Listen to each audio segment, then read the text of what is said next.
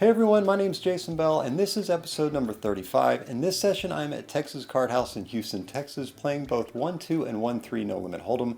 I played on a Sunday afternoon and wasn't expecting that much action, but boy was I wrong. There were multiple $1,000 plus pots, including one that was over $2,000. There's a lot to get to in this session. Hope you guys enjoy. Let's get right into it.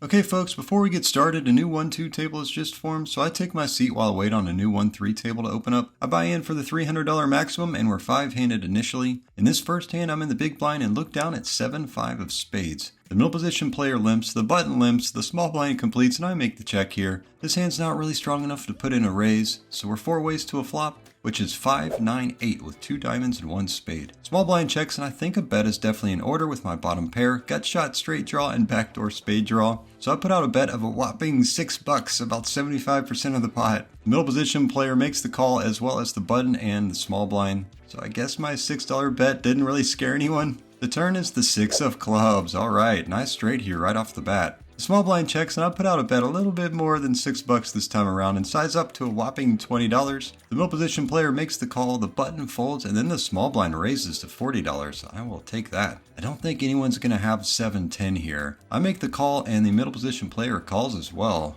Maybe one is on a diamond draw and one has a set perhaps? The river is the 9 of clubs, so that pairs the board. Small blind checks now, so I don't think he's got a set that turned into a boat here on the river. So I put out a bet of $50, and both the middle position and small blind players make the call. What on earth? Small blind shows Queen 7 offsuit, I show, and the middle position player shows King 7 of clubs, so we chop this thing 3 ways. What a way to start. Well, there's no rake, so we didn't lose anything here. I guess I'll take that.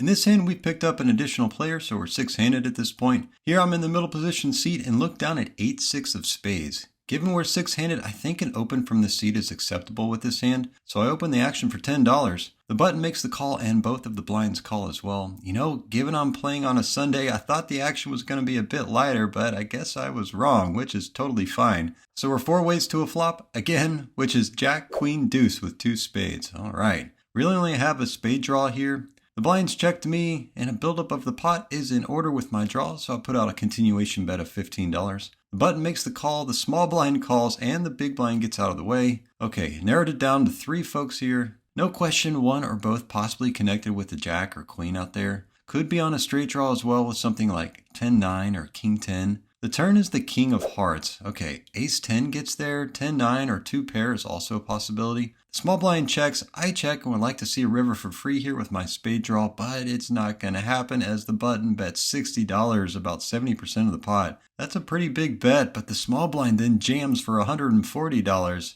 Okay, let's do the math here. I have 9 outs, which is about 18% equity, right? The pot is $285, and if I call, the pot will be $425. 140 and a 425 is around 33%, so it doesn't make sense for me to call this one. Even if I factor in a call from the button, I still don't get there. So I'll let this one go, and the button folds as well. Kind of surprised about the button, but I guess he may have been trying to steal the pot, possibly. Regardless, easy fold here, and on to the next hand we go.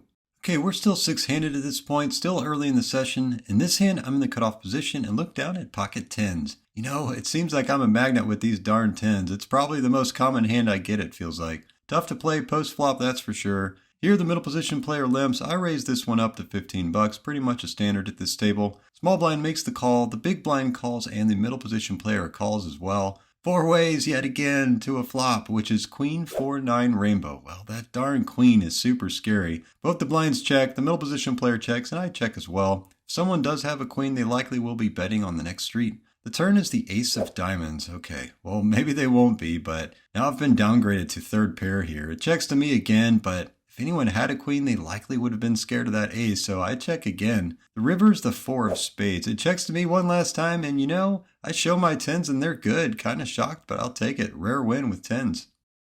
Okay, we're now 7-handed at this point. In this hand, I'm in the under the gun position and look down at ace queen offsuit. I open the action for $10. It folds to the cutoff, who then raises to $30. Okay, first 3-bet I've seen so far. It folds back to me and I make the call. He's likely pretty strong here, representing kings or jacks possibly. Unlikely aces or queens as I hold those blockers. So we're heads up to a flop, which is deuce 9 jack with 2 spades. I check and the cutoff now c-bets for $30. You know, I've got 2 overs here, so I think a float is in order, so that's what I do. I make the call, see what happens on the turn, and the turn is the 6 of diamonds. I check the Mr. Aggressor man, and now he puts out a bet of $85. Yep, that's my cue to hit the exit button. No reason to stick around with 6 out, so I make the pretty easy fold here.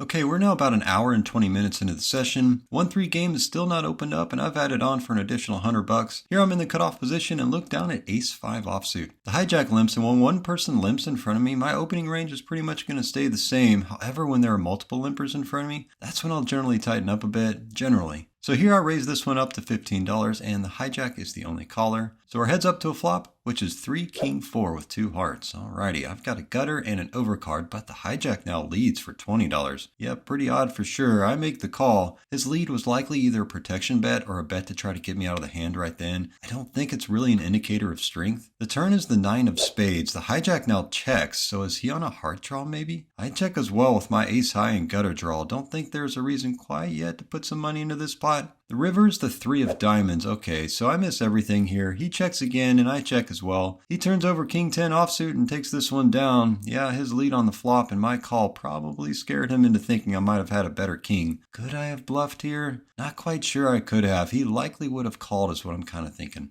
Okay, in this hand I'm in the hijack position and look down at 4-5 of clubs. The low jack limps, and yes, this may seem a bit loose to play from this position, but when you actually look at some of the opening charts online, 4-5 suited is there and highlighted for this position, so I bumped this one up to $15. Small blind makes the call and the low jack folds. Pretty interesting. So we're heads up to a flop, which is ace, ace, jack with 2 clubs. Well, odds are there were going to be some overcards on the board with this hand. Small blind checks, and I've got some draws here, obviously a club draw and a backdoor straight draw as well. So I put out a $15 c-bet with my draws, and the small blind makes the call. So could he have an ace or a jack here? Unlikely an ace, as 2 of them are accounted for on the board, but a jack could be in his range with something like jack 10, queen jack, or maybe even king jack. The turn is the 8 of diamonds, so the straight draw is dead. The small blind checks again, and I make the check here. Want to see a river for free, and the river is the 10 of clubs. Yes, sir. The small blind checks, but his hand motion didn't really seem like a check, as he'd been doing that the entire hand. I asked the dealer if he checked, and in doing so, the small blind thought that I had checked and turned over his cards, showing he hit the river with a 10. But I said I didn't check, and the dealer confirms, and he pulls his cards back. I put out a bet of $25, and he thinks about this for a bit and makes the fold, throws his cards down a bit aggressively here. Kind of an odd ending to this hand, but the win's a win, and after this hand, they call my name to play in the new 1-3 game, so it's time to rack up the chips.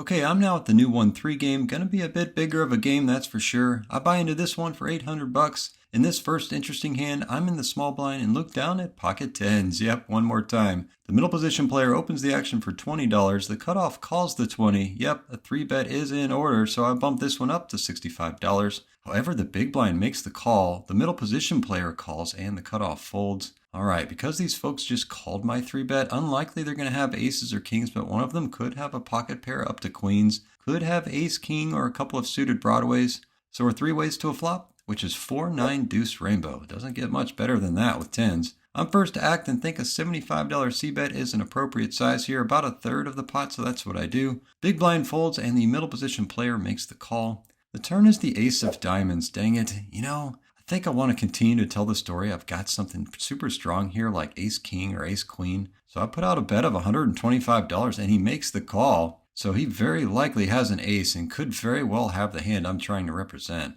We're off to a river, which doesn't get much better. The 10 of spades, heck yeah. Okay, he's got about $225 or so behind, and I definitely want all of it, right? So I announce a bet of $225, and he thinks about this for a long time.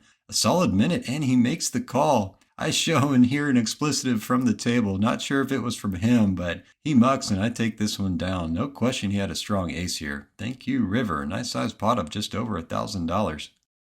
Okay, and continuing with the theme of getting all red cards, on this hand I'm in the cutoff position and look down at pocket kings, both of the red variety. The under the gun opens for $25, which is a bit larger than usual and usually screams aces, kings, or ace-king suited. The hijack calls the 25. Yep, a 3-bet is in order again, and this time I size it up to $100. The under the gun makes the call and the hijack folds. Okay, given he just called, I know I'm not up against aces, so I likely have a pretty commanding lead here. So we're heads up to a flop, which is 4 jack deuce with 2 hearts. The under the gun now donk jams for $569. What the heck? Does he have like ace queen of hearts or possibly pocket jacks? Those are the only 2 hands he could have here without a doubt. Holy smokes. No way he would have called a $100 3-bet or bet 25 from under the gun preflop with pocket fours or deuces. Does he have queens? I guess that's also an option, or actually even the other 2 kings in the deck maybe? Man, this is a tough one. I end up making the call, and it's another darn $1,000 plus pot.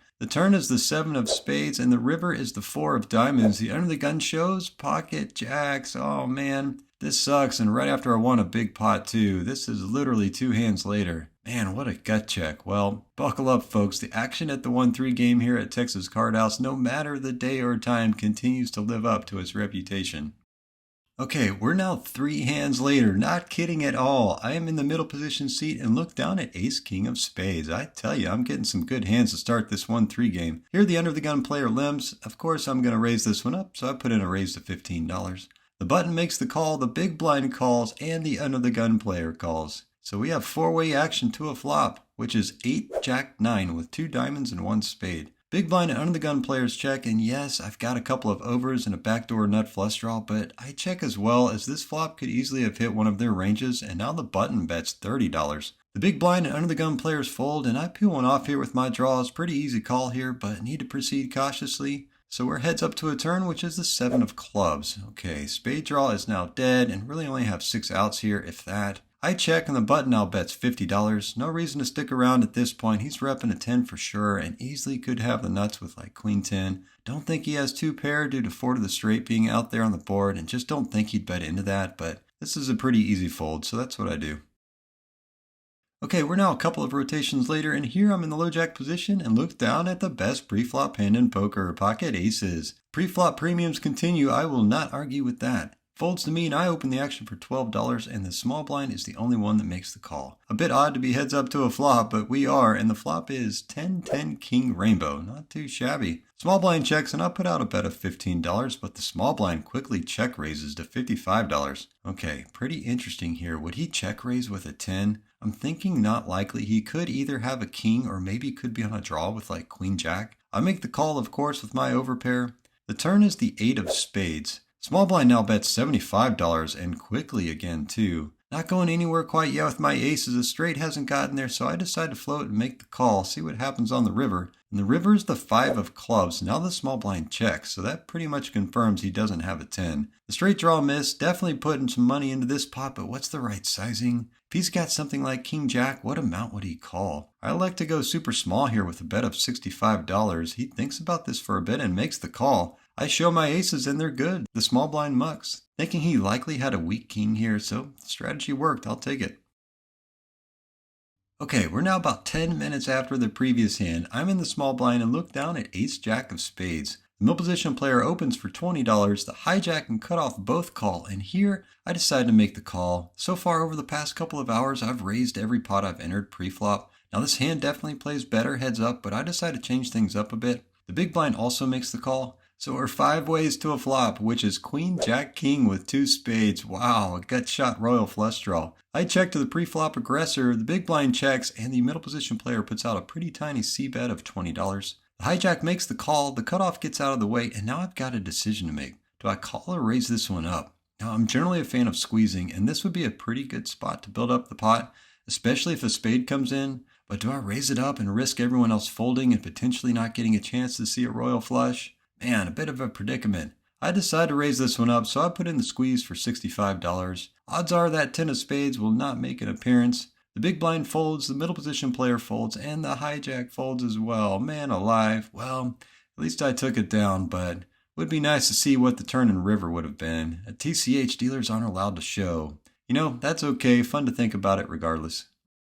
In this hand, I'm in the hijack position and look down at King 9 of diamonds. The middle position player limps, the low jack limps, and I bump this one up to $15. Yeah, feels a bit loose with a couple of limpers in front of me, but I raise it up nonetheless. The big blind makes the call and both of the limpers call as well. So we're 4 ways to a flop, which is Jack 3 King Rainbow. Works for me. Now I'm in prime position here, last act. The big blind and limpers check to me, and with my top pair, very average kicker, I throw in a bet of $25. Big blind makes the call and the middle position and low jack players make the fold. Now it's certainly possible the big blind could be on a draw with maybe queen 10. He could have hit that jack, or he could have a slightly better king than me, maybe. The turn is the 6 of spades. The big blind checks, and now I put out a bet of $50 and he makes the call. Now I'm a tad worried I might be out-kicked here. Could he have a set of threes maybe? The river's the 4 of clubs. Now the big blind checks again, so I don't think he's got a set now. I check as well, again worried about the kicker here. I show my top pair, but the big blind shows Jack 4 offsuit for the river 2 pair. What the heck? Did not see that one coming, I tell ya.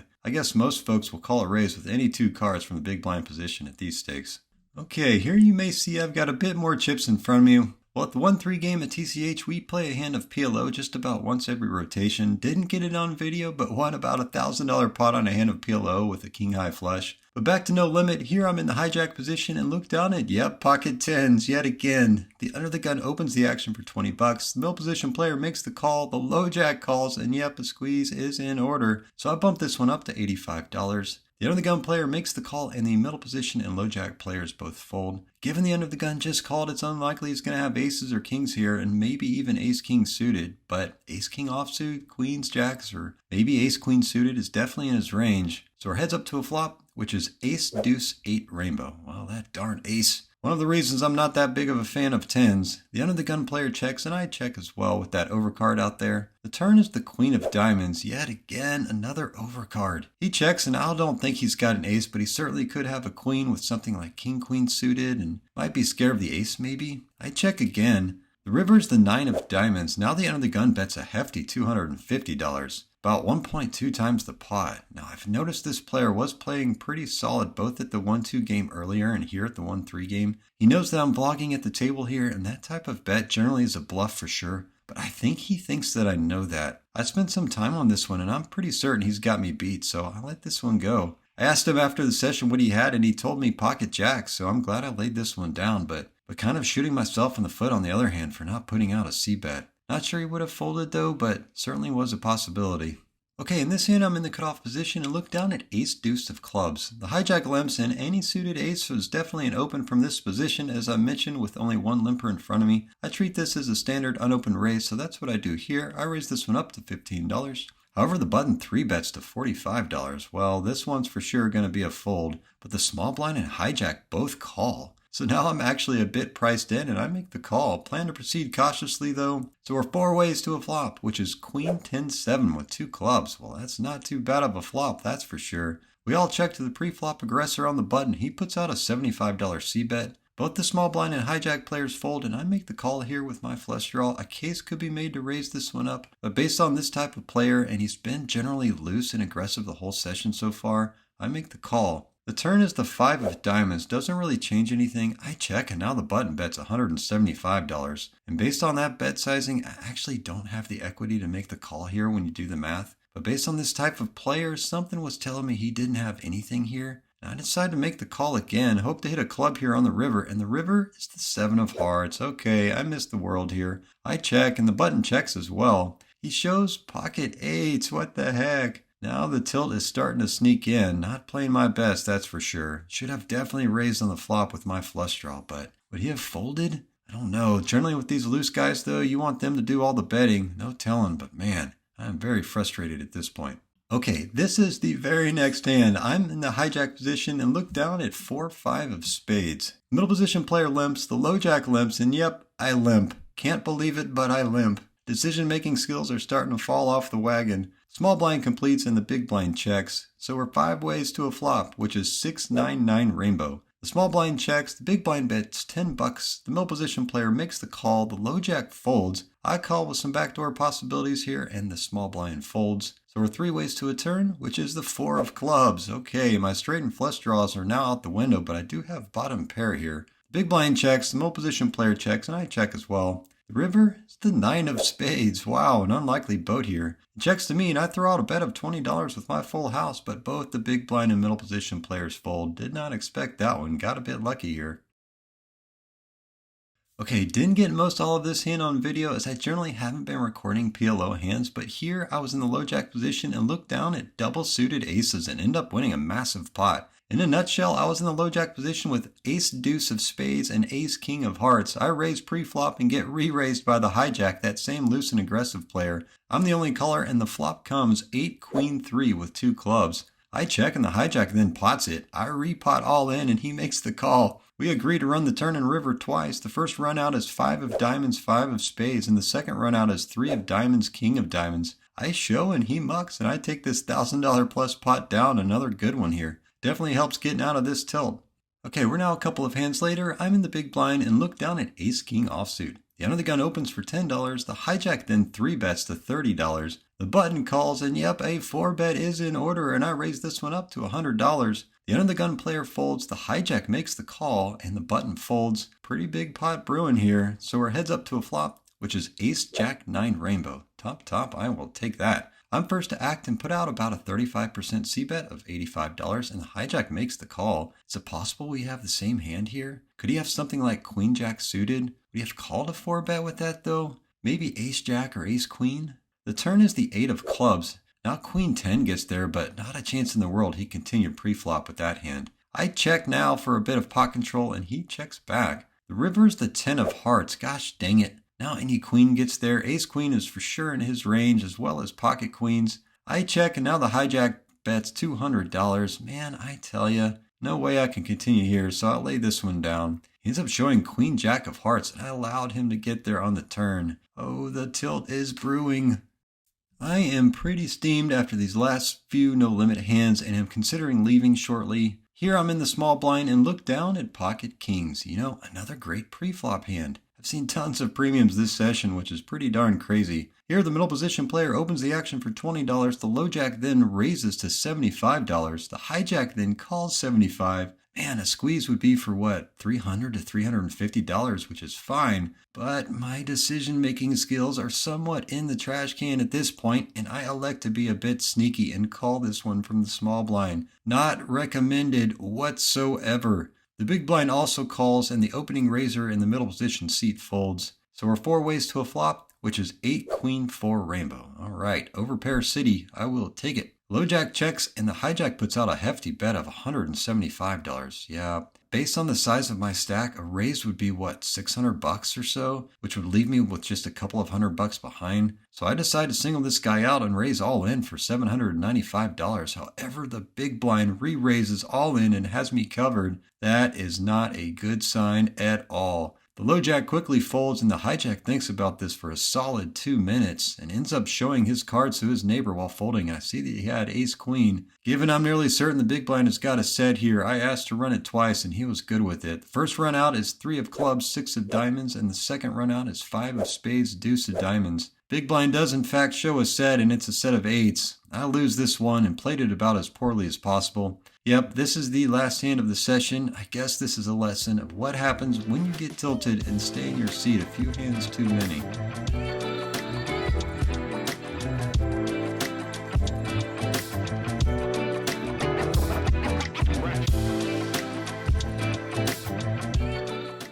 Okay, well, I guess that was a lesson on how not to play when you're tilted, and if you recognize that you are tilted, to get up and leave immediately. You know, I did not play well whatsoever those last several hands at the 1-3 game.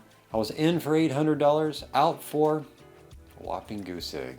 Well, lesson learned? I don't know. Well, I hope you guys enjoyed. Please like and subscribe. Thanks for watching.